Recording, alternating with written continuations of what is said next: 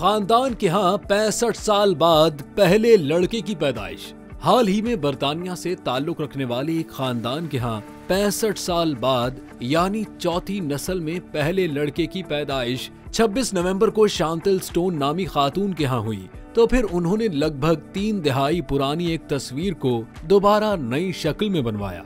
आखिरी बार इस खानदान में लड़के की पैदाइश 1959 में हुई थी, जो शांतिल के नानी के भाई थे। इस खानदान ने 1997 में शांतिल स्टोन की पैदाइश पर अपने खानदान की 4 नस्लों के साथ नौमौलूद बेटी की तस्वीर खिंचवाई थी और अब नई तस्वीर में एड्स मैनिंग की जगह 91 साल जवान एरन ने ले ली है और वो अपनी वालिदा की जगह इस खानदान की सरपरस्त बन चुकी हैं, जबकि इस लड़के की नानी है।